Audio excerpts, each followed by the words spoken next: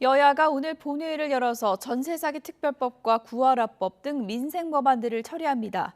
22대 국회 개원 이후 석 달 만에야 처음으로 여야 합의로 비쟁점 법안을 처리하게 되는 건데요. 국회 연결해서 내용 들어보겠습니다. 손효정 기자. 네, 국회입니다. 오늘 오후에 본회의가 열리게 되는데요. 여러 가지 법안이 안건으로 올라가 있죠?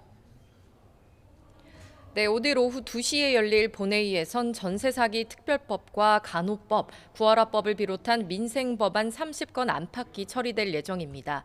여야는 어제 본회의 전 마지막 법안 처리 관문인 법제사법위원회 전체 회의를 열고 법안 20여 건을 합의해 통과시켰습니다.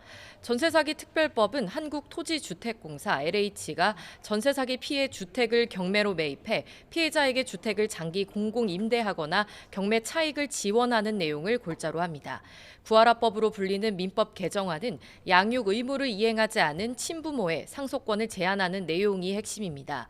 진료 지원 PA 간호사를 합법화하는 간호법은 어제 저녁 원포인트 소위를 거쳐 오늘 오전 보건복지위원회 전체 회의를 통과했습니다. 의정 갈등으로 의료 공백 문제가 심각해진 데다 간호사가 주축인 보건의료노조가 파업을 예고하면서 입법 논의에 속도가 붙었습니다. 이 밖에 범죄 피해자 보호법, 도시가스 사업법, 소상공인 보호 및 지원법 개정안 등도 본회의 안건에 올랐는데요.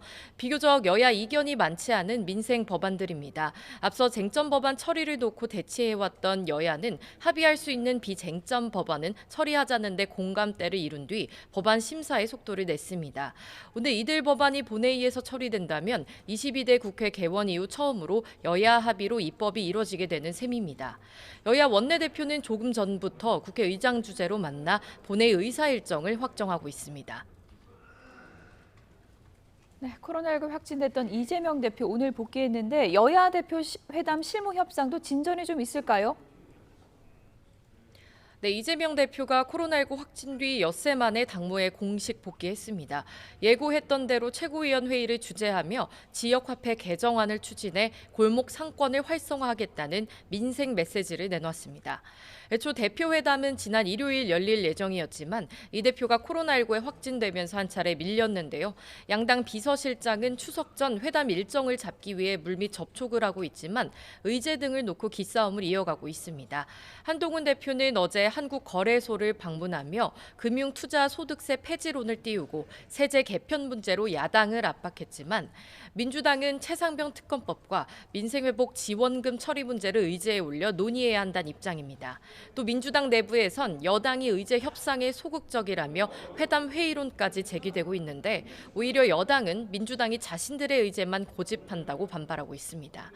이런 가운데 민주당은 한동훈 대표가 사실상 제3자 추천 방식의 최상병 특검법을 발의할 의지가 없다고 판단하고 국민의힘을 제외한 7개 야당을 중심으로 특검 논의를 진행할 방침입니다.